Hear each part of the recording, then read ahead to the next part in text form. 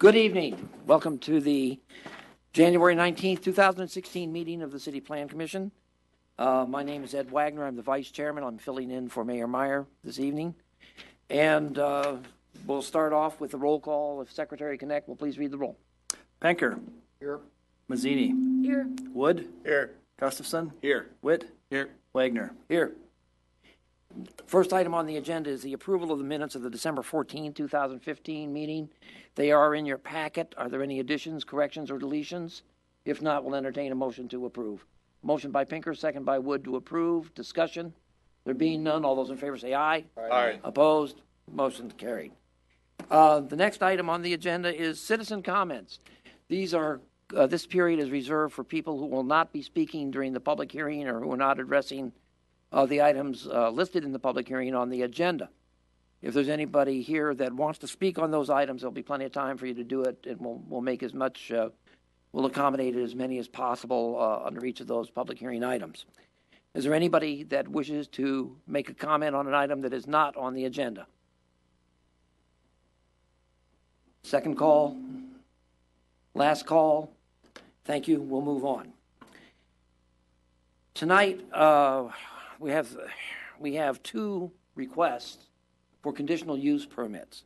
Both of them involve the same project. And basically, they are parts, each one of them is a part of that project. What we've done tonight is we have asked for an overview so we could see what that whole project looks like. And then we will go to consider the conditional use permits on each part of that project. We understand that the overview will be presented by the Marshfield Clinic tonight. And I don't know who the representative is, but they're welcome to come to the microphone now, introduce yourself, and proceed with your presentation.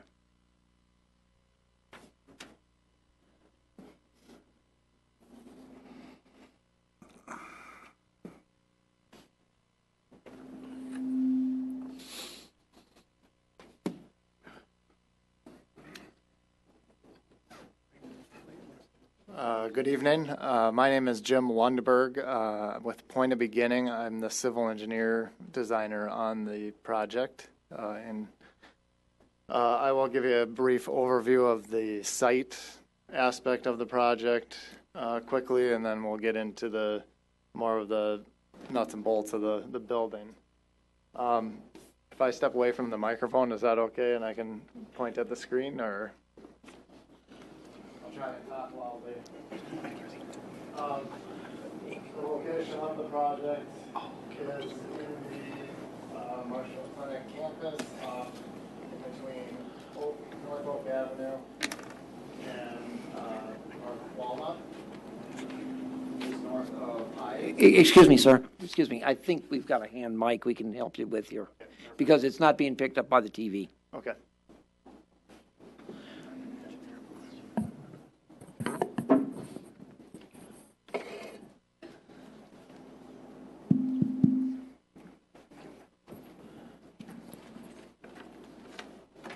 So as I was saying, the project is located in between North Oak and Walnut, just north of Ives.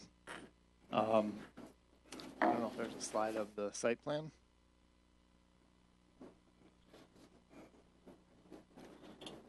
So the project would entail the combination of several lots that are currently located at this vicinity. There are some residential lots along Walnut currently that would be combined into an overall parcel. So ultimately the project would be located on one general parcel. And what we're proposing to do is this would be the location of the new hospital addition to the east wing, which is located here. We would propose a delivery area off of the back coming off of Walnut. There would be some loading docks and compactors for trash receptacles. Back here would be the ambulance bay coming off of the building here. Located here would be a central utility plant which would serve the project and potentially would serve the entire campus with future expansion. But currently it will serve the new building along with the east wing. We're also proposing a new parking ramp due to the loss of parking that will occur. There's an existing parking lot located on the parcel. So that would be proposed, a 750 parking stall parking ramp. There would be some ground parking outside of the emergency wing here. This would be where emergency drop-offs would be. And there would also be in the main entrance here, there's some parking, a drop-off lane here as well. So that is really the gist of the site. There would be some of the remaining existing parking lot left in front of the east wing to serve that building as it currently does now. So with that, I will give the mic to Paul. Okay. So this is a diagram of the elevations of the building as they would sit. Right here we have the central utility plant. Here's the east wing. Here would be the hospital. And here is the parking ramp. So there would be levels. So in the front entry of the east wing, which would be this level here, there would be connectivity between the parking ramp and the hospital at that same elevation. The central utility plant would be 2 levels and would have a tunnel, utility tunnel connecting to the hospital and through the hospital for future expansion of those utilities, as I mentioned earlier. There would be a helipad at the top of the 6th floor. There would be 7 total levels of the hospital, and the helipad would be for emergency deliveries of patients. So,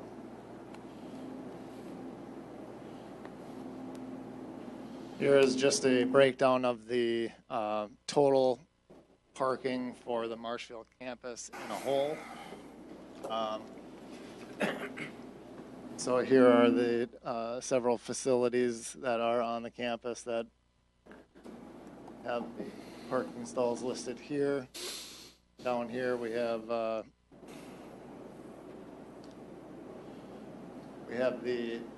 expressed the number of beds that the Marshfield Clinic will provide, which is part of the city's parking ordinance. That's the means of calculating the number of parking stalls that we would need, along with the square footages of the buildings, which is also another means of calculating the required parking stalls.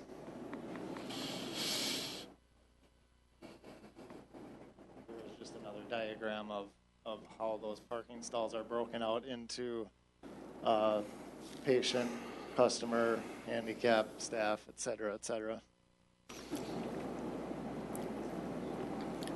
Overall map of the parking lots currently serving the Marshfield Clinic campus.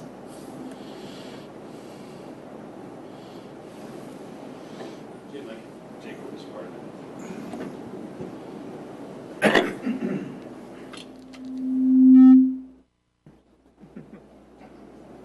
I'm Paul Rohde, a project planner for the project, serving Marshfield Clinic. You're looking at a site plan of the hospital, the parking ramp, and the CUP, our central utility plant. As Jim had described, hospital takes the central part of the site. We have parking for, I don't know how many stalls offhand, but I think it's over 750 stalls, 4-level ramp, so 1 level potentially below grade and 1 at grade and 2 above grade for the parking facility, with access off North Walnut and equal access off of North Oak. As Jim had also described, we have an ambulance parking area here with a mobile radiology truck that we park here. These are stalls meant for emergency vehicles and related vehicles. We also are going to maintain the parking, as he said, below here. These are basically stalls meant for patients to serve the East Wing. East Wing will connect to the north to the hospital with our entry drive coming off North Oak and then dropping off the patients here to the west. It'll face Calshed, so we'll have good visibility from Calshed, and the patients drop off to a parking ramp, or they can come right back off of that North Oak. So basically the building is a 600,000 square foot building, and it has 1 level below grade and 7 levels above grade. And we do have an area over here that we're reserving for a small park that will shelter part of the central utility plant and serve the neighborhood very well. Park-like setting over there. Next slide. This is a slide showing several images of the project. This one right here, number 2, is the approach from Calshed. As you're going eastbound down Calshed, the clinic is on your right-hand side. This shows the East Wing, existing East Wing building, with a 2-story connection. There'll be mostly glass into the front door.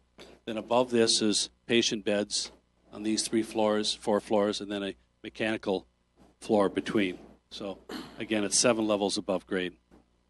This slide shows the approach from North Oak going southbound, and you see the East Wing in the background, and their hospital is tucked to the left of that. So the entry will be highly visible from North Oak, and you'll still see how to enter the emergency area to the north. This slide shows an overview. You're looking toward the northwest. In fact, looking back at the loading dock, that's going to be a level below grade. So you drive down into the loading dock. The ambulance is going to be a level above the loading dock. And this shows the helipad. It's not a heliport, it's just a pad. The helicopters just parked there. There's no fueling that goes on or anything like that. And so the helipad will be a level on the 6th floor, roof of the 6th floor, a level below the 7th floor. So the patients come in laterally into the bed tower. And this shows the bed tower. It's a T-shaped bed tower above the ancillary base. And you can see a little bit of the East Wing drop-off today. That's the current East Wing. Next slide. Just going to go through a few floor plans here just to kind of show what a typical floor plan is like. This is the North Oak over here. And this is the level below grade. So we have dark as the mechanical area serving this floor. In the purple, we have central sterile, storage, lab, kitchen, pharmacy, and then logistics area serving the loading dock. Again, the loading dock is on the lower level. And then we will have a connection serving the East Wing. So there'll be a back and forth, probably mostly utility traffic at this level for the East Wing to the hospital. And we also propose a connective hallway between the lower level, the garage, and the clinic itself with separate elevator stair going up for the patients. Next slide. First floor, North Oak, Calshed. Our parking ramp is to the north. This represents a walk-in entry for ER patients and a separate parking area for them. Again, the ambulance comes in back and drives through a garage. Main entrance, patients can drop off. There's temporary parking here too for patients. And the main entrance lobby is right here with the public elevators here and staff and service elevators behind. These are all gift shop and public functions to the front, including dining. Back of the ED walk-in is obviously urgent care and emergency. And then radiology follows up and backs up the emergency department. And then again, on the first floor, we'll have a public connection corridor into the East Wing itself, into the 2-story lobby of the East Wing. Next slide, please. This just describes a real exciting mechanical floor. Steve will agree with me. And that takes up a lot of space because we're servicing some floors below and the bed tower above. Because of the height restrictions, we could not put a mechanical floor on top of the building like you normally see with the campus. So it was sandwiched in between. Next slide. This shows a typical bed floor, a T-shape. And the T-shape was chosen because we could centrally locate an elevator core here and then have 20 beds on each side of the T, so to speak. So each arm would have 20 beds, so it served very well for nurses and staff. And that's a typical floor plan that goes up several levels above the mechanical floor. And this just shows the same images you saw before. And then the next slide, the central utility plant. I don't want to steal Steve's thunder here, but it's a 2-story utility plant. And this is a section cut elevation looking north. So this is North Walnut. So you're looking at the loading dock and section here with trucks. Then you'll see a 2-story central utility plant with a bermed area here and a public park right next to that. So they'll be nice. This will be about 50 feet away from the setback of North Oak. So it's nicely pushed back with a lot of vegetation and a park-like setting in front of it. This is a view looking the opposite direction, looking southbound in North Walnut. And the utility plant is only about 1 story at this point because this is our upper story drop-off for ambulance patients. And then east elevation is from the hospital looking back toward the central utility plant. That plant will have mechanical functions, electrical functions, cooling towers, right? And all those pumps and widgets you really don't want to know about. Some do. And this elevation is important because it actually shows the background of the hospital, 7 stories up with a helipad, but it actually shows the bermed area here in a park-like setting in front off North Walnut. And then it shows a stone wall and some higher level materials that edge that central utility plant with a lot of plantings. So we're trying to be generous with the plantings along that area. Next slide. And actually, Steve should be up here describing this, but we'll have a boiler on one side. And Steve, help me out. We have, all right. Just like letting an engineer do the drawing up here, I'll let the engineer do the engineering. I'm Steve Gentilini with Dunham, representing the mechanical and electrical engineers for the project. As Jim stated, the central utility plant will be a central plant servicing the mechanical and emergency power needs for the hospital, potentially backing up the East Wing building and the Marshfield site buildings across North Oak. The idea for that is we can make a very efficient, sustainable site utility plant rather than having spot systems all over that use a lot of energy. So we're keeping in mind, initial energy use and then final energy use. So we'll have chillers and boilers. The boilers will be steam and hot water, serving heating needs, serving humidification needs, sterilization needs, things like that. The chillers will be your cooling system. On the roof, it's a 2-story building. The second floor on the south side will be emergency generators and switchgear like that to provide backup power to the whole site. On the other side will be actually roof area, but screened with solid walls around it. It'll appear like it's a 2-story building, but it'll actually be open because there'll be cooling towers in there on the roof. But you will not see them through the screen on that. And like Jim mentioned, what we will do is we will route the systems through a utility tunnel underneath the hospital, serve the hospital with those, keep going in the future to serve the East Wing, and potentially again under North Oak. So that kind of wraps up the utility plant. On that second level, as we talked about, switchgear and emergency generators on this side with the special rooms and the lineup that we have working with the electrical utility and the electrical folks at Marshfield. And this is the cooling towers on the roof along with some air-cooled chillers to provide what we call shoulder season. The spring and fall when the main system is drained because it can be cold, and then you might get a warm stretch, and we need cooling, so we'll have that. So you'll have 24-hour cooling availability for critical functions.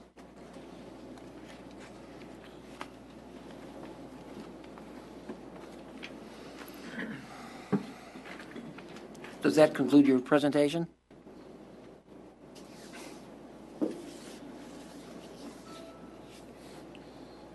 Okay, while we wait for the microphone to be turned off so we don't get howled out of the room. Plan commissioners, do you have any questions? If not, we can hold them for the public hearings. Okay. And with that, we're moving on to 5A, where we will start hearing the conditional use permits associated with this project. Item A is the conditional use request by Marshfield Clinic to allow the construction of a new large-scale indoor institutional hospital building, a central utility plant, and an on-site parking ramp within the property zone CD campus development prior to the adoption of the campus master plan, located in the northeast of the existing Marshfield Clinic East Wing building at 1001 North Oak Avenue. Parcels number, oh, I love this, 33-03233, 33-03327, 33-03231C, 33-03239D, 33-03239A, 33-03239B, 33-03229C, 33-03241, and 33-03241AA. Guys for that. Anyway,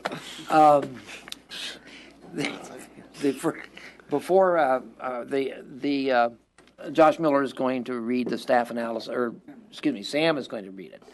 Okay, that's good. Sorry for the mix-up. And what will happen is we remember, I'm going to remind the Plan Commission members that some of them are newer members who have not done too many conditional use permits before. There are basically five criterion upon which we decide the validity of a conditional use permit. And what the zoning ordinance says is that the zoning administrator will review the request according to those five criterion and make a recommendation to the commission. At the end of it, the commission can find that it agrees with the zoning administrator's assessment and analysis, or disagrees, and if they disagree, they can add additional conditions upon it to make it more acceptable. Basically, I ask you to take a look at this, that all of these things in the terms of those five criterion that are laid out in the zoning ordinance. So with that, we'll turn it over to Sam and let him read the analysis. Unfortunately, you don't get to read the lot numbers, though. Thank you, Mr. Chair. So we got a brief overview of the whole project, and I'll try to briefly go over the ordinance, how it reflects with the project, and the nuts and bolts of the zoning code and how it all relates. So in 2013, as a lot of us know, that the city did a citywide rezoning, repealing, and replacing the old previous zoning code. With that, a new district was created. It's a CD Campus Development District. The intent up on the screen is basically to facilitate larger scale facilities and coordinate their futures with the neighborhood and community as a whole. With that, we also, part of the zoning ordinance was to encourage a campus master plan. A campus master plan is basically a miniature zoning ordinance specific to the campus that is requesting it. However, prior to the adoption of a campus master plan, since Marshfield Clinic has yet to adopt a campus master plan, any new land use structures within their district must be approved through a conditional use project. In addition, basically that's why we're here for a conditional use permit. But in addition to that, the building itself would fall under a large development, being greater than 50,000 square feet. So basically, we would be here either way without the campus district. But since we are here, that is our main focus.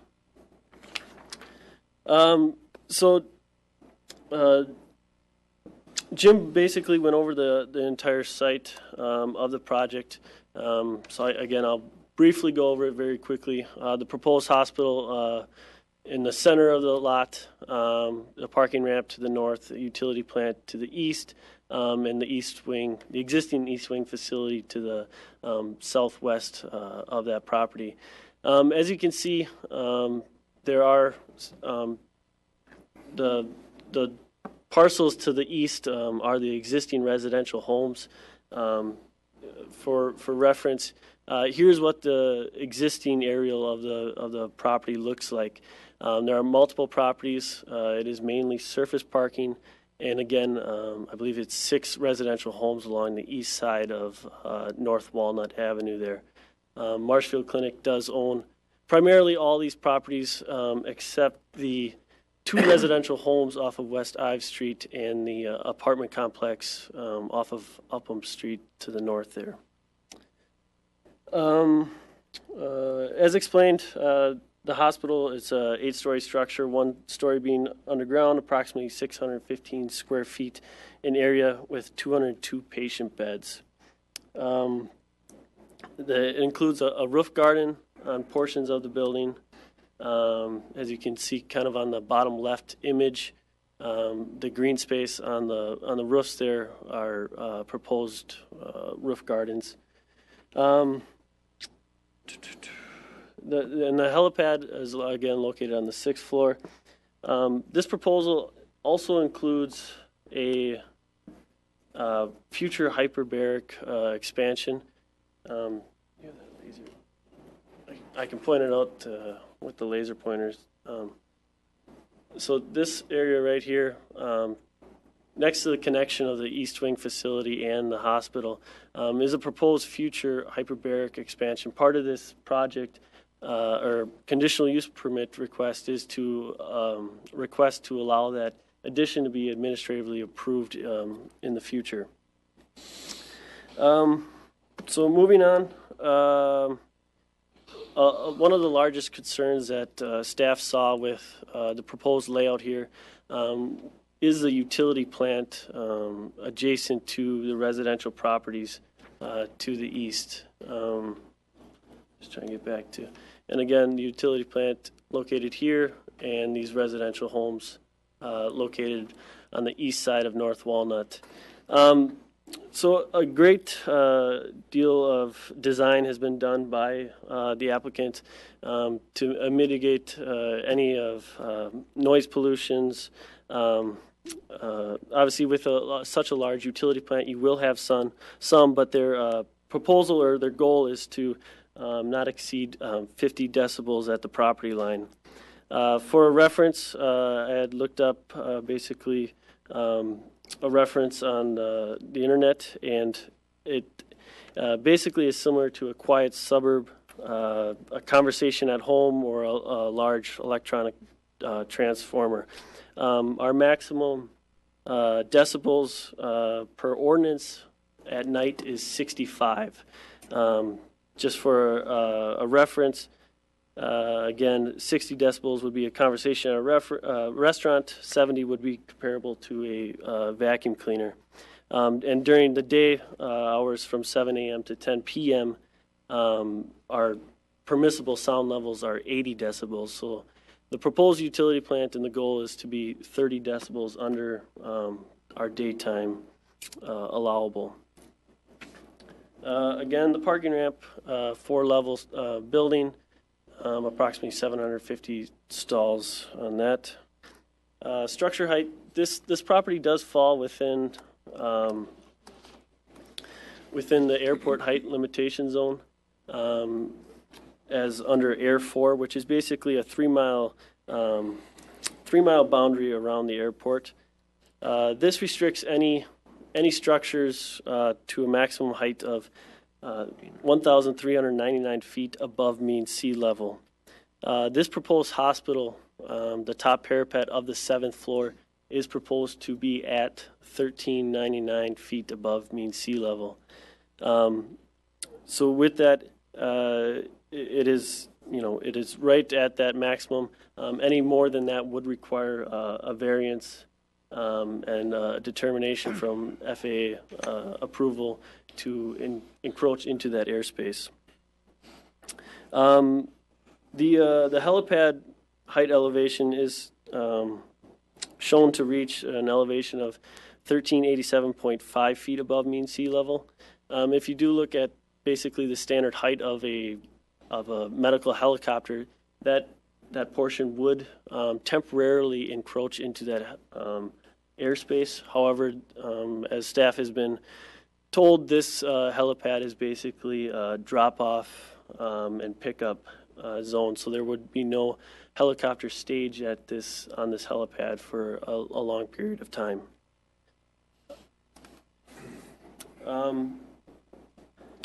Looking at the elevations, I guess, for the utility plan, I did want to point out, I'm not sure if these are newer or the ones that were shown were newer, but we did have an increase of vegetation in the application that was provided to the city.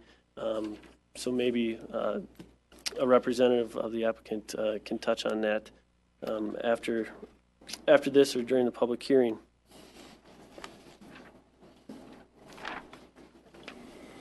Location setbacks. Approximately all the buildings are set to be located about approximately 70 to 75 feet from any public right-of-way. That includes off of Oak Avenue here,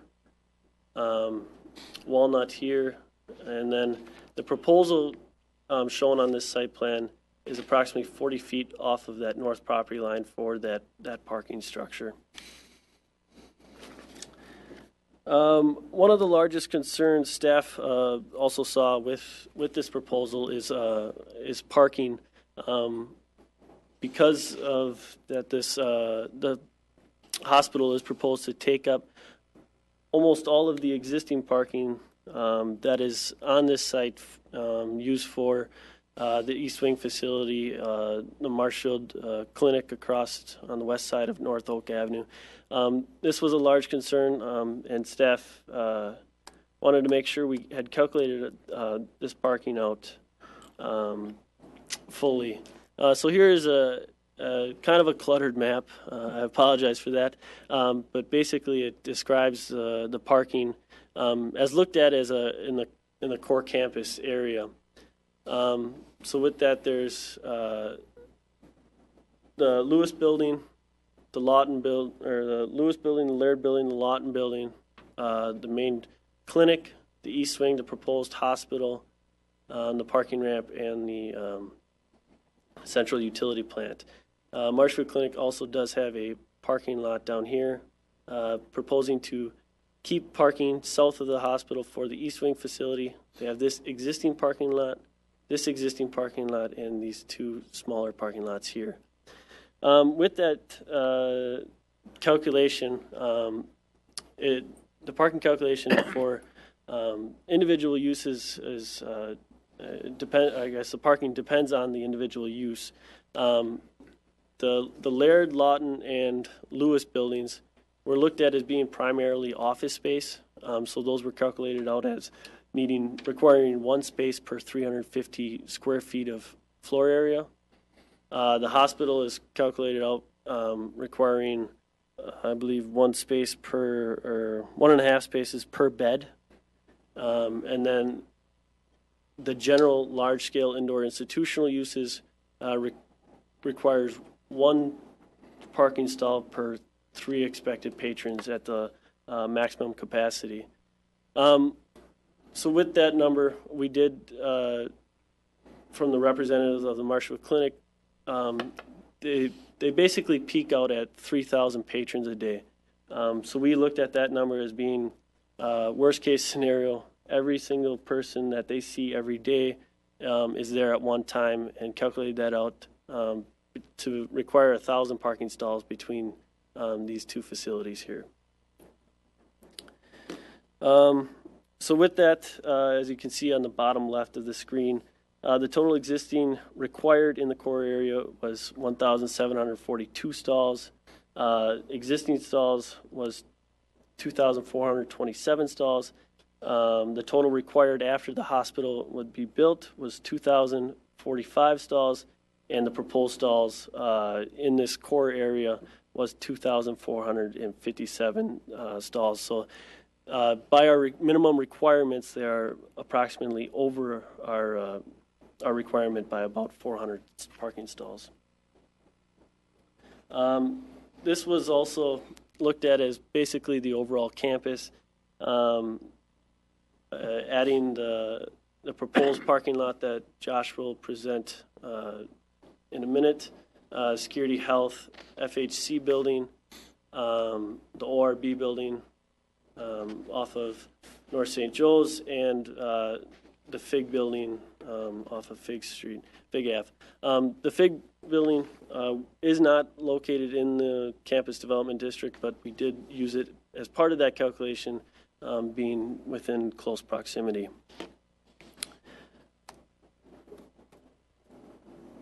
And here was just basically an image looking from that parking lot to the southeast on the existing East Wing facility, and that parking lot would that's shown would be the approximate area of the new hospital. So with that, we're going into the landscaping. Because of the sheer size of this project, the application has not submitted a complete landscaping plan yet. Especially because of the extended years that it'll take to complete the project. They didn't want to put a lot of invest a lot of time into creating a landscaping plan that will likely change down the line once that landscaping gets close to being installed. So with that, staff is suggesting, again, because of campus development, because there isn't a campus master plan yet, that all the landscaping along with the lighting be brought back to the Plan Commission at a later date, and that all the requirements meet the minimum requirements of the CMU Community Mixed Use District, which is our basic general zoning, general business district within the city of Marshfield. And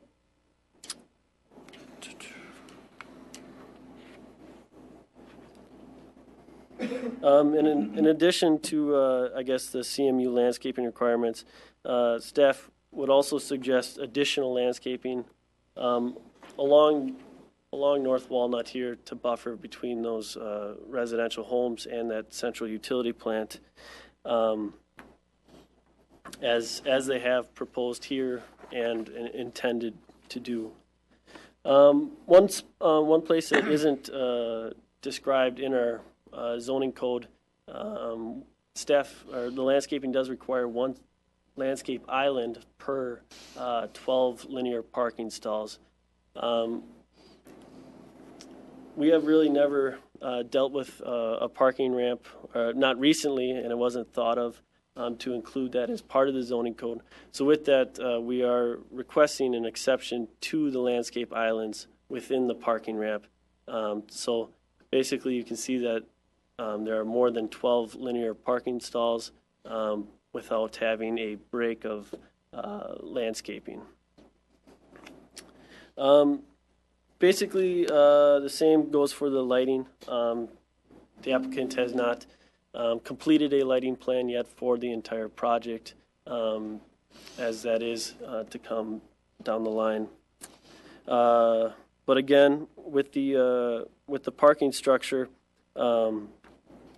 our zoning code requires any pole lighting not to exceed 25 feet, measured from the ground to the top of the fixture.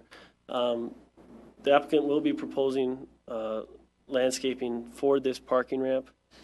Staff would look at the ground being measured to where the pole is being placed on top of that structure. So 25 feet from the roof of that structure to allow lighting for that parking ramp. Onto the timeline that was submitted. Obviously, this is a large project, so this is a proposed preliminary timeline. Phase one would be the vehicle surface lot off of West McMillan Street that, again, Josh will touch on shortly. Phase two would be demo of the residential homes along North Walnut, footings and foundations of the hospital, and construction of the utility tunnel. Phase three, construction of the utility tunnel. Phase four, construction of the exterior of the hospital. Phase five, construction of the parking ramps. and then phase 6 and 7 would be the build-outs of the interior hospital.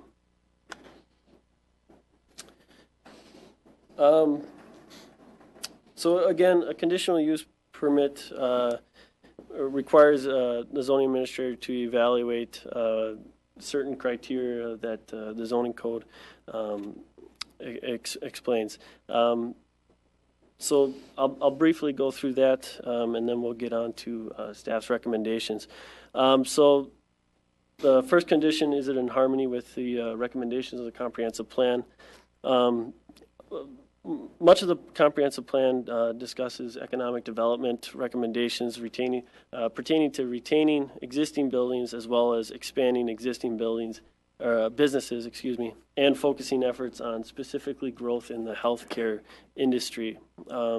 Staff would say that this project would definitely increase the growth of the Marshfield Clinic campus, as well as expanding their business here in Marshfield. Substantial or undue adverse impacts on nearby neighborhoods, character of the neighborhoods, basically how the neighborhood has changed. This proposed project will substantially impact the character of the neighborhood. It's a very large-scale project. There's no denying that, and it will change the character of the neighborhood. However, and becoming years and years to complete, this development will bring countless number of temporary and permanent jobs to the neighborhood, to the area.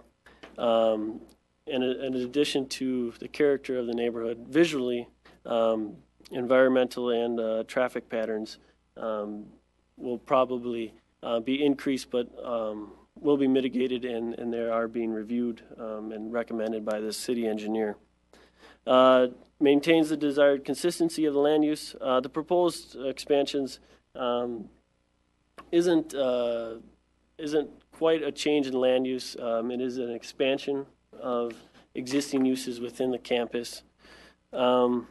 Is a conditional use located in an area that is adequately served and not impose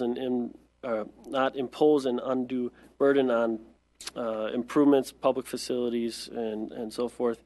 The current utilities are available to the site.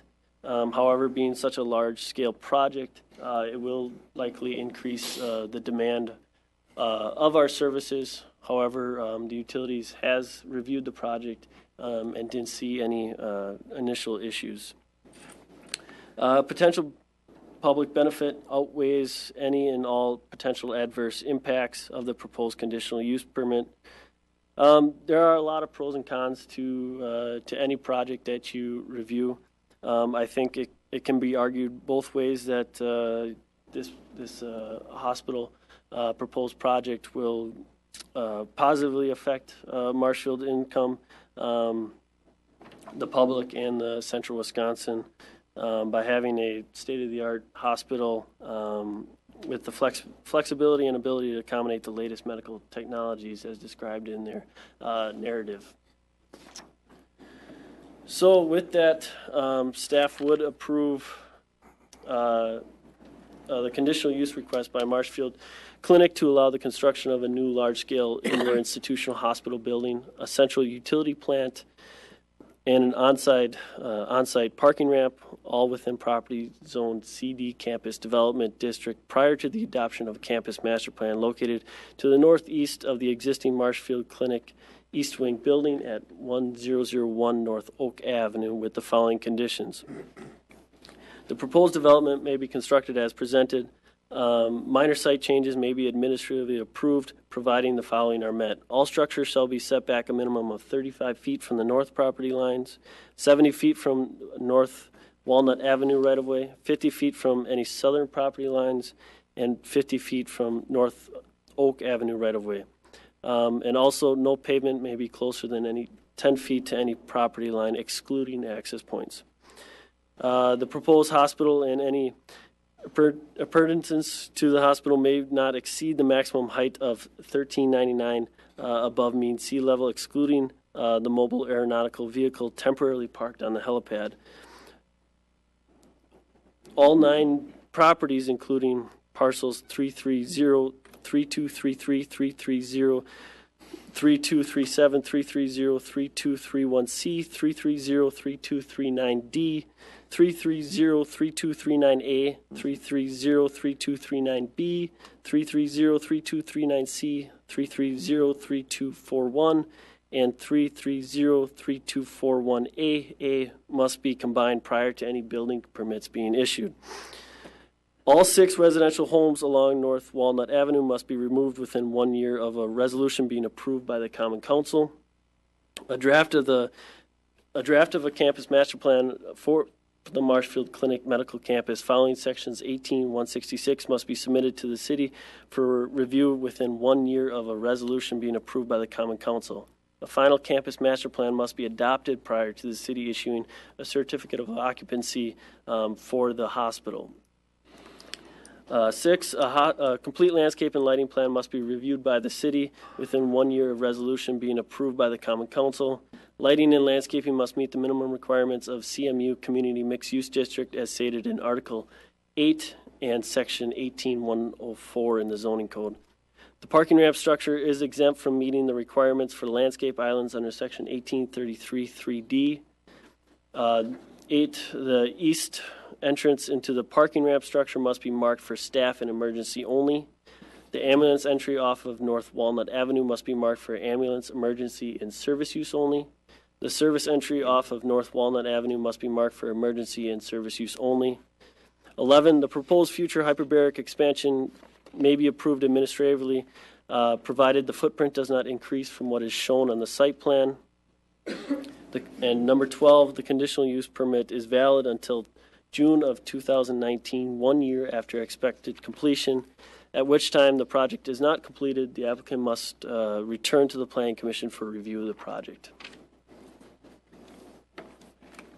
Thank you.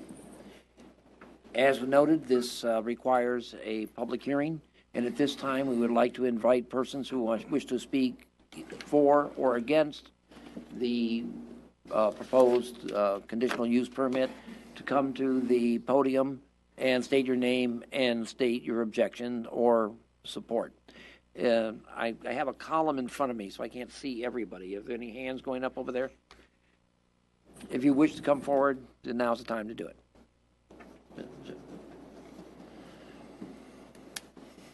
Go ahead.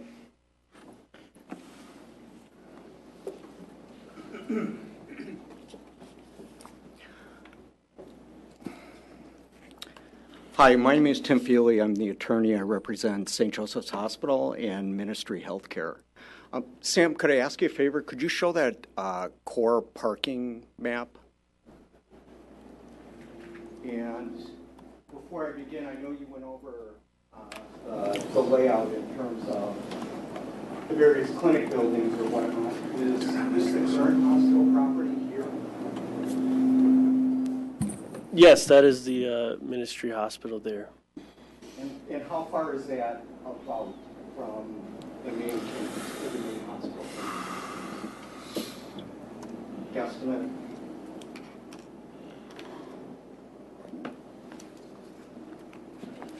A 1,000 feet, Okay, approximately. thanks.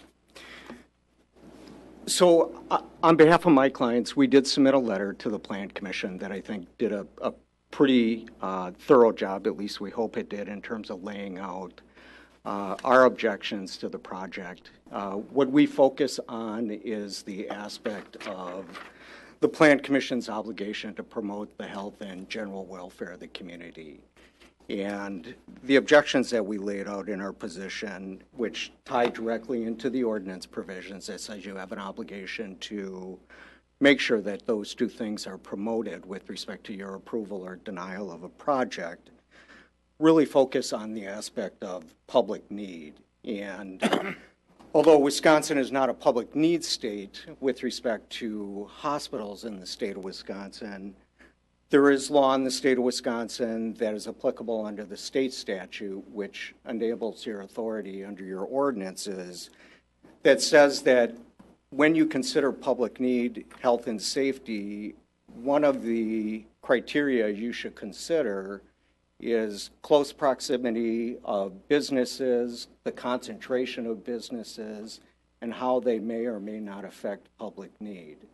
And like I said in our written objections, we would propose to you that the community, the Marshfield community, this area is not significantly growing. I don't think anybody would argue that this community is not going to be able to support 2 hospitals in that close proximity with all of the services that a hospital is going to have to provide to be a hospital under state law, to have 2 helicopters in close proximity, potentially landing and taking off within 1,000 feet. And then as well, the issue of where are the employees going to come from. I can tell you that currently the hospital is already under capacity, that the hospital has already lost voluntarily a number of employees that have sought to relocate elsewhere simply because they don't know what's going to happen in the community. We suspect that's going to continue to occur over the next 2.5 years that this project is being proposed to be constructed. And so in light of the fact that this is in effect going to be a duplication of services that this community is not going to be able to fully support on both sides, that is important criteria that this commission could consider with respect to that public need analysis that I believe you are obligated to do under Wisconsin law. So I know Sam went through the criteria under the ordinances. You'll note in the ordinance you have as well, it specifically addresses public health and safety and general welfare. Under the law that I've given to you in my written submission, I think part of what you can consider is limited area, duplication of services. Will the community be able to support these? What potentially is the detrimental impact that could occur with respect to this community as a result of that duplication? So that's, I won't go everything that I provided in my written submission, but that essentially is the objections of my clients. And then the only other issue I would speak to is that when you do look at the public need issue, I think part of the clinic's application was that there are space leases that are expiring at the hospital, and because of those expiration of leases, that there is a public need in part to build this new facility. And I can represent to you that there are very, very few leases in place between St. Joseph's Hospital and the clinic, and none of them are in jeopardy of ending. So with that, if the commission or any of city staff has any questions, I'd be happy to answer those questions. Otherwise, that would conclude my presentation. Do the members of the commission have any questions of Mr. Feely? Do the members of the staff have any questions?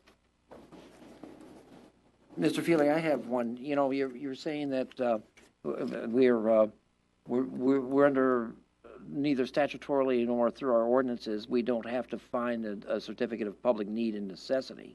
But you're saying that if I understand what you're saying correctly, is you want us to find under the general health, safety, and welfare issue need and necessity? Is that what you're saying?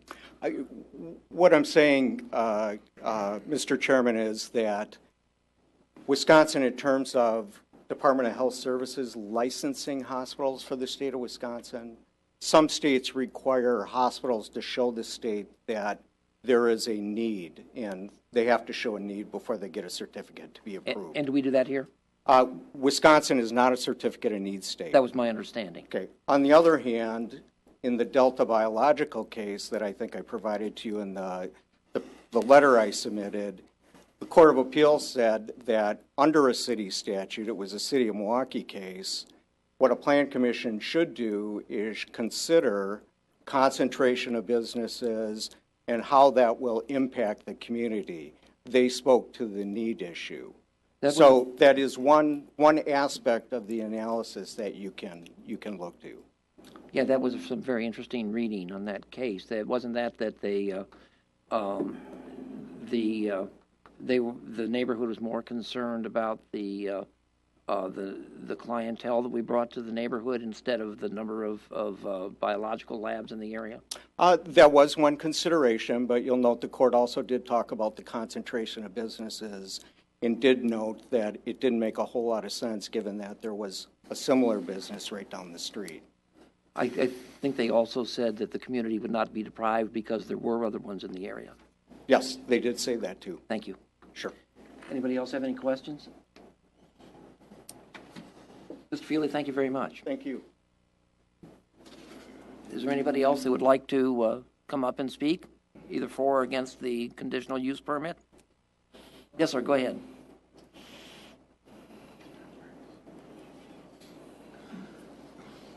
My name's Dan Kirshnick. I'm one of the attorneys with Marshfield Clinic, and the only point I want to make is that recent newspaper articles, which I'm sure you all have read, indicate that ministry's strategic initiatives have really evolved, and their focus is really on transitioning tertiary care from Marshfield to Weston.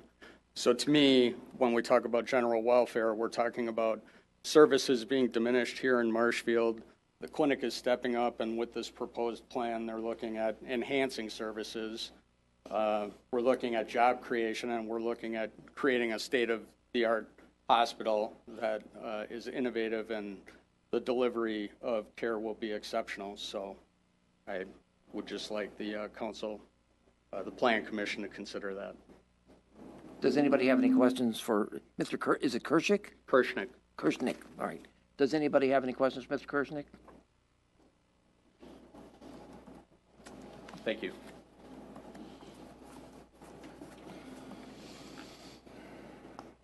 Is there anyone else who cares to speak for or against it? Okay, I can see on the monitor, at least I can see if somebody raises their hand this time. Okay. Is there anybody else? Last call. If there's nobody else, we declare this public hearing closed. Commissioners, do you have any discussion, or do we have would anyone care to make a motion concerning the findings of the zoning administrator as it pertains to this conditional use permit? As he noted in his as he noted in his narrative, your choices are: you can accept it, you can reject it, or you can modify that. You can find them to be sufficient or insufficient, and if they're insufficient, you can add modifications. I would like whatever motion comes to the floor to at least state that as a recommended finding for the commission, one way or the other.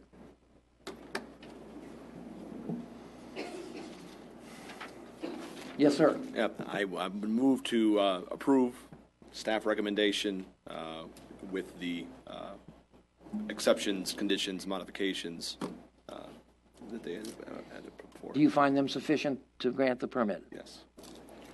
So basically, the commission is. Your motion doesn't say that you find it that way, though. Would you care to modify that? No. Do I care to modify my Motion. My motion? Yes. Restated, I move to approve staff recommendation for the conditional use permit. Is there a second? Second by Witt. Okay. Discussion?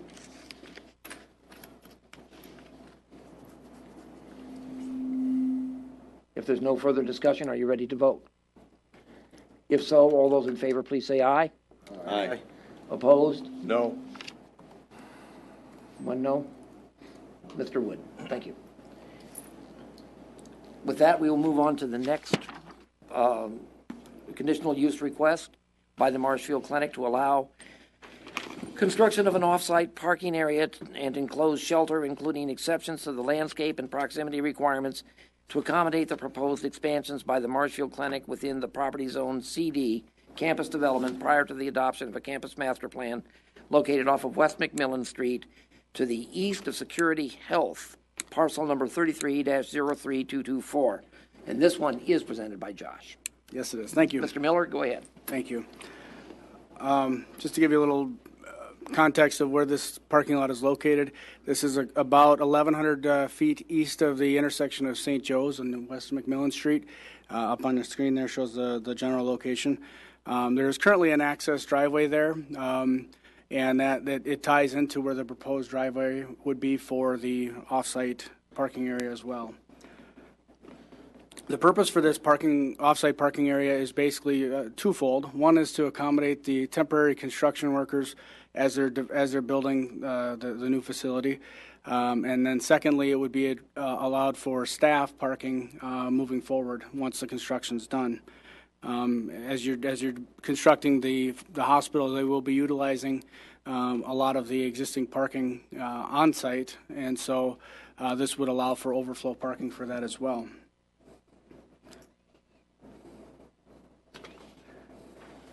This is the proposed layout for the parking. There's 355 stalls, which includes 8 handicapped accessible stalls, as well as 2 enclosed shelters, which are circled in red on that map. One's on the southwest corner of the parking area, and then the other's on the northeast corner. The approximate size of the shelters would be about 11 feet by 6 feet, and would allow for staff or construction workers to be sheltered from the elements while they're waiting for the shuttle service. The proposed setbacks would be about 25 feet from McMillan Street right-of-way. Along the west property line would be about 27 feet. East property line would be about approximately 80 feet. And then the south or rear property line would be about 898 feet. Those are all approximate, and staff is asking for some flexibility in case we do need to modify things either because of grading or because of stormwater management or because of access. So we would ask some flexibility in the approval for that. According to the zoning code does allow off-site parking for required parking if it's within 1,000 feet of the establishment. This site, you can see the parking would account, or if you're looking at this parking as overflow parking for the hospital, it's approximately 3,000 feet from the entrance to the hospital to the entrance to the parking area. So it doesn't meet that parking, or it doesn't meet that criteria in the code. However, it's stated that way for required parking, and this is excess parking. So it's reasonable to understand that required parking would have to be in close proximity because it does have to serve that facility. But because it's excess, that standard it doesn't seem to hold the same criteria or same requirement. Additionally, the parking lot could serve other facilities such as security, health, or FHC because they do have that shuttle service. So there could be it could serve other facility needs for overflow parking. The zoning code does also allow flexibility or other exceptions based on unique circumstances and hardships. You couldn't add additional parking on site because of the location of the facility and because it's already built up. And so because of that hardship and because it's a campus really should be looked at as kind of the overall campus. Not to say that this is necessarily on site, but it's basically still on campus. So that proximity requirement it's questionable whether it's even pertinent to this request. One of the things that was looked at, we had staff review this project, and the city engineer did have a recommendation of looking at adding sidewalks along North Oak on the west side. Currently, between McMillan and Upham Street, there's no sidewalk on the west side. There is on the east side, so pedestrians still can get from that parking lot to the hospital facility by walking. But that was one of the recommendations to accommodate pedestrians a little more thoroughly. The other option would maybe be to develop a walking path or trail from that parking area to the intersection of Upham and Oak. The challenge with that is the significant grade. There's about a 65-foot elevation drop from the parking area to that intersection, and so that would be quite substantial to figure out for a pathway and may cause some issues and may not even be accessible if it was a straight shot. One of the things that was submitted as part of the application was a traffic impact analysis. With that analysis, did include some recommendations to mitigate some of the concerns for traffic safety. And related to this offsite facility itself, two of the recommendations were along West McMillan, the westbound lane. There would be a proposed left turn lane, which would have 150 feet of storage. So basically, so vehicles could have kind of a protected left turn lane into the parking lot for vehicles traveling west towards St. Joseph Avenue. This would allow traffic not to back up towards Oak or and allow vehicles to get around those cars turning into the parking lot. The other recommendation was to have two turning lanes going out of the parking lot going north. In the current layout, the current configuration, it just has one shared lane going left and right.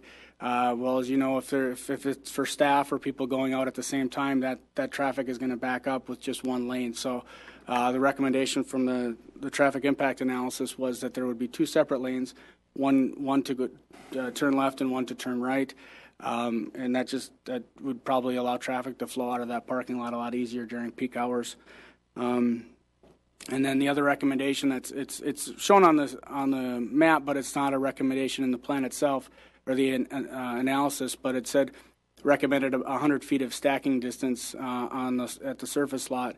Right now there's about 60 feet, and so if there was a way to shift that access further east, maybe to accommodate that, we're not including that in a condition, but just something to think about. Just to allow for the smoother flow of traffic as it's entering and exiting out of that parking lot. Another thing that we look at as far as site review would be the landscaping. As you can see on this is the landscape plan submitted. They do have the parking landscape islands, and there's 12 stalls, well 24 because there's too deep, so 24 stalls adjacent to each other, which we do allow by code.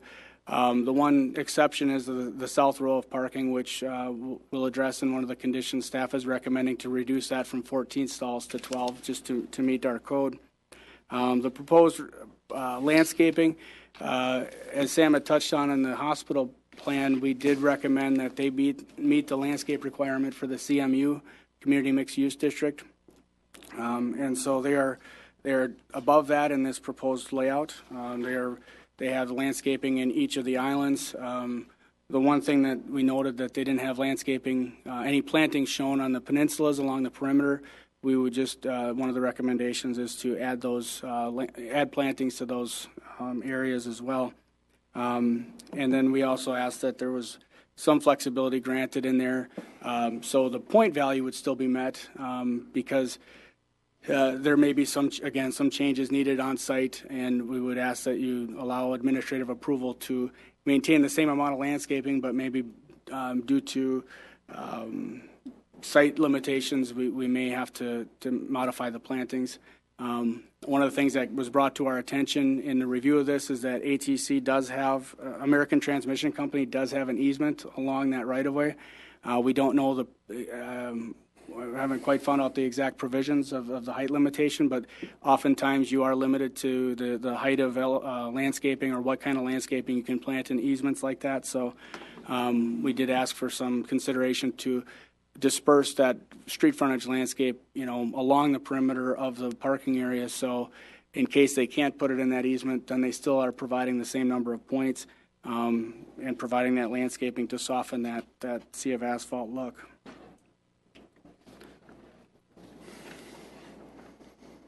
And then the other aspect was the lighting. This will have similar lighting to the FHC parking area, and they did submit a photometric plan which does identify or list what the foot candles are at the property line as well as throughout the site. And according to that plan, they are meeting the lighting requirements.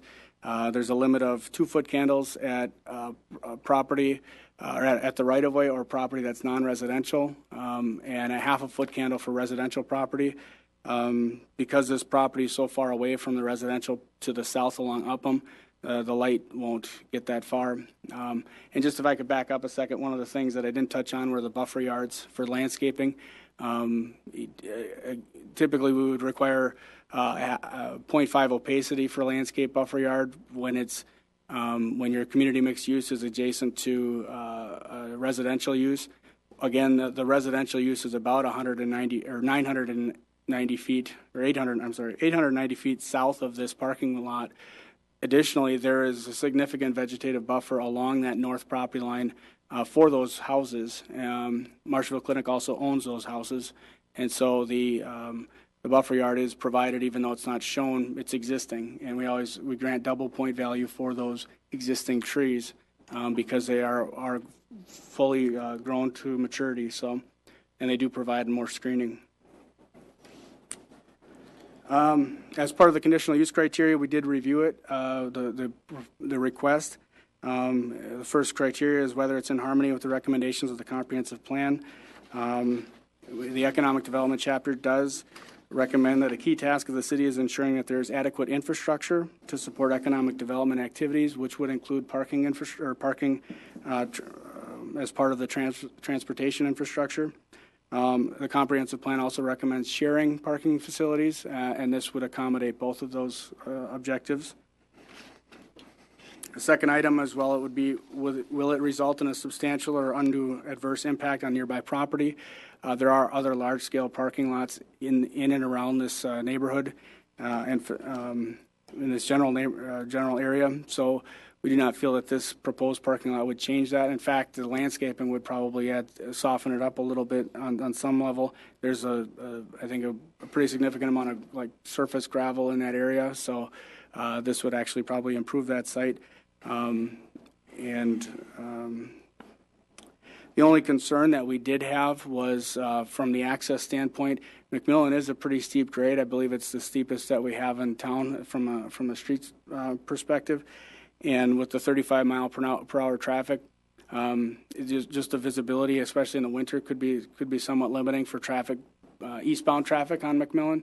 And so we would just ask that the engineering division look at that for ways to make that entrance safe.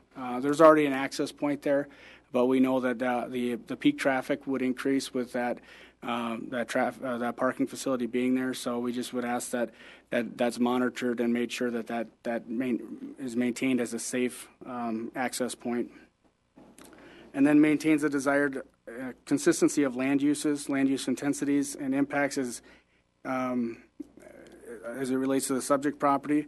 The new parking would increase in traffic, but given that there's 8,000 average of 8,000 vehicles per day, it would be a minimal increase, and so it would really not. It would increase on peak times, but it really wouldn't have an overall significant impact on the traffic. And it's a principal arterial, McMillan is, and it's designed to handle that increased traffic. Number 4 is the conditional use is located in an area that will be adequately served by and not impose undue burden for improvements or utilities. Basically, the only infrastructure that it's needed or utilities that are needed is power for possibly lighting or for lighting and possibly heating for the shelters. And then the other things would be addressed on site, such as stormwater, and then there would be ponds. I believe the ponds would be in the northeast corner along McMillan, and that would be graded to the surface flow would go into that from the parking lot, and then it would be treated and distributed from there. So there wouldn't be any plumbing or water or sewer at this point. And then potential benefits outweigh all potential adverse impacts of the proposed conditional use. The public benefit of the off-site parking would outweigh any adverse impacts. If there's enough parking on the desirable designated lot and people have that shuttle service, they would be less likely to expand parking into the residential areas surrounding the campus. So if they're providing on-site parking based off-site, but it's basically on-parcel parking, then people are less likely to park on street, causing potential visibility issues. With that, based on the findings that the conditional use criteria is met, staff would recommend approval of the conditional use with the following conditions. The proposed off-site parking and shelter structures, including landscape and lighting, may be constructed as presented, subject to the conditions listed, and with minor modifications to setbacks, shelter locations, size, lighting plan, and landscape plan. And again, the landscape plan would have the flexibility based on points, not necessarily the plants presented, so there would be some flexibility there that may be approved administratively. Number 2, a separate left and right turn lane shall be constructed for the northbound traffic leaving the parking lot, and we touched on that in the presentation. A left turn lane for McMillan's westbound traffic with 150 feet of storage, not including taper, shall be reviewed and implemented if the city engineer determines it's feasible. And so that would be something that may not happen, but we would look at it if it's feasible and try to implement it if possible. The southernmost row of parking may not contain more than 12 parking stalls in a row without a landscape peninsula. Exterior landscape peninsula shall include landscape plantings. Any minimum required street frontage landscaping that is not allowed along McMillan Street due to an easement must be dispersed along the perimeter of the parking area. Any signage proposed for the site, and again, there's no planned signage at this point, but any signage proposed for the site must match the Marshfield Clinic Master Sign Plan. And the project, including landscape and traffic improvements, must be completed within 2 years of the approved resolution by the Common Council. That's it. That's it.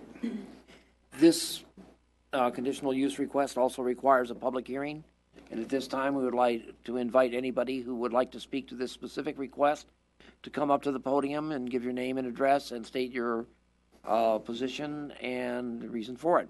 And we'll open it up now. If anybody would care to come up, please come up to the podium. We're not going to come up again, but same objections, obviously. Thank you, sir. We'll note it. Thank you. Any other persons? Going once, twice, last call. If not, this public hearing is closed. Plan Commission. What are your wishes? What's your pleasure? Motion to approve based on staff recommendations as presented. The staff recommendations and then conditions as presented? Conditions as presented. Thank you. Is there a second? Second by Gustafson. Discussion? Mr. Pinker. I would like the city engineer to come up and point out on the diagrams. Bill, can you use your mic? Oh, sorry. I'd like to have the city engineer come up and point out on the appropriate diagrams the 150-foot turn lanes.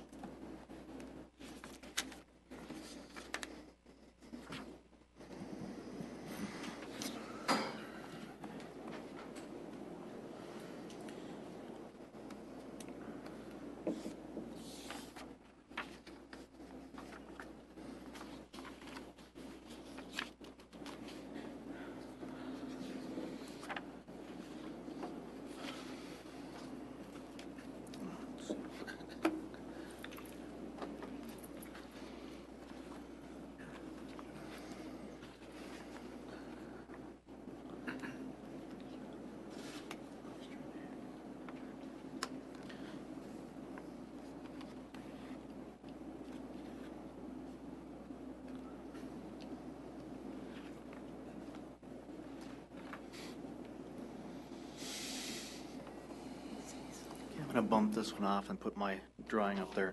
But on this drawing here, or this aerial photo, what they're talking about is a 150-foot turn lane, and there would be definitely enough room to create that to enter this site from McMillan Street. If you're aware, we do have turn lanes on McMillan Street as you approach Adams Avenue and some of the other streets west of St. Joseph's Avenue. And we'd also have enough room to create a 150-foot long turn lane if necessary also onto Oak Avenue without too big of an issue.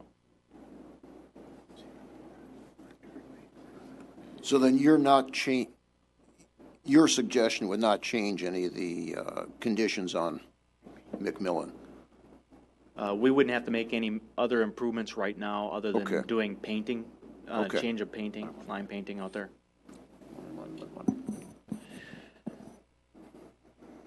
Anything else, Mr. Pinker? Lady and gentlemen, any other questions? If not, are you ready to vote? All those in favor of the motion to approve the conditional use permit as found by the staff and with the attached conditions, please say aye. Aye. Opposed? Motion carries. Thank you very much.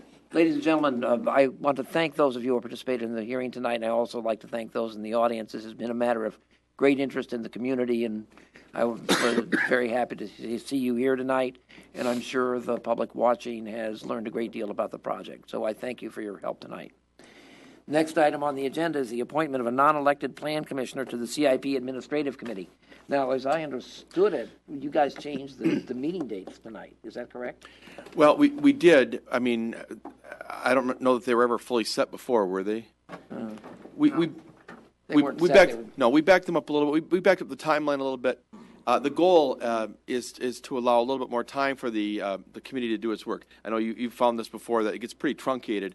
So our first meetings would be on the 1st and 2nd of March, when we would actually get a chance to hear the proposals, and then there would be some time gaps through the month to allow for the committee members and staff to really bake some of the questions and concerns. The goal would be to wrap it up by the end of the month and then ship it off to the Board of Public Works and Plan Commission for review. Now, as I understand it, those meetings start at, what, 7:30?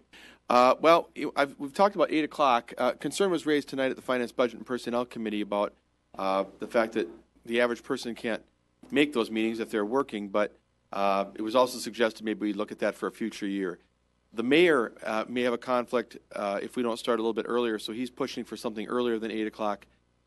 At this point, we're not really sure. Traditionally, I know they've been held from 7:30 to 9. We've done 7:30. I guess they've even done 7 in the past, but 7:30 would help get people on their way to other places. Yeah, the reason I'm bringing this up is because I want any plan commissioner who might volunteer, I'd like him to be aware of the time on that and see if they would do it. I would think 7:30, moving it to 7:30 is very possible. This has to be a non-elected member of the Plan Commission. Correct. So, how many meetings? There'll be 4 or 5 meetings? There could be as many as 5. I would say 4 is probably more likely. Okay, thank you. Do I have a volunteer, or can I pick and choose?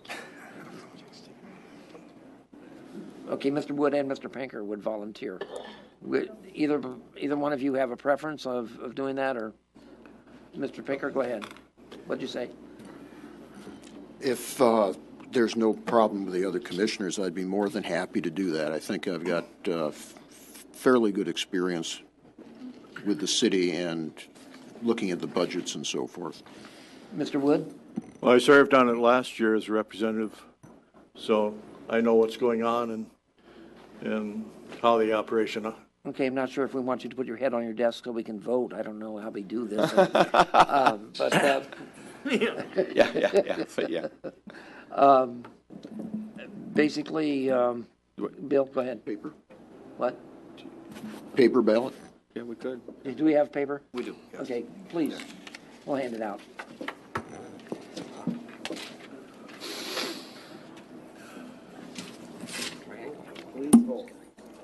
Both names are short. Half a sheet is good. Thanks, sir. Yeah, I think you'll.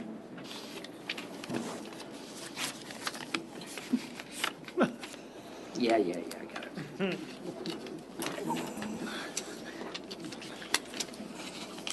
Thank you. It's not likely that I get. I don't think. Okay. I don't think it's going to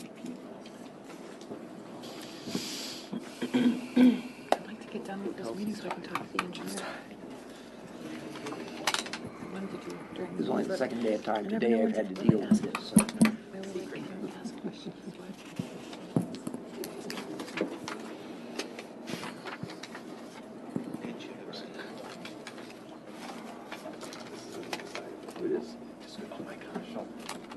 There are more votes for Mr. Wood. Okay. Mr. Wood, thank you for serving. Mr. Pinker, thank you for volunteering. Staff updates. We'll start down with Mr. Angel. From a staff update, one thing that will be coming to the Common Council next Tuesday will be the Community Square, which I know many of you have participated in or heard discussions on. The Board of Public Works last night voted unanimously to send that forward to the council for consideration. So we may be getting into that more as we move into the spring months here. And I believe Josh was going to touch on some of the comp plan stuff, so I'll leave that to him. Sam, if you still got a voice, you can update. Parcel numbers? No comments. Parcel numbers, yeah. Bless you. Okay, Josh? Yeah, just kind of a brief update. We had a really excellent turnout on Saturday's meeting. So I thank you all for sending invites out to people and for those of you that attended. I think we had about 70 people show up on a Saturday morning, which I thought was really great. And got a lot of good input and feedback, I think, from the people that attended. And we look forward to future opportunities like that. Basically, from here now, we're going to be, the consultants will be taking that information, compiling it, and when it's available, we will be sending that out to the attendees and making it available to the public. We'll also be we're finalizing a written survey, a random sample survey that we'll be sending out probably end of this month, early February. So that'll go out to a number of households in the community and looking for feedback that way. And so, we're just still plugging away on the existing conditions report, meeting with the steering committee once a month.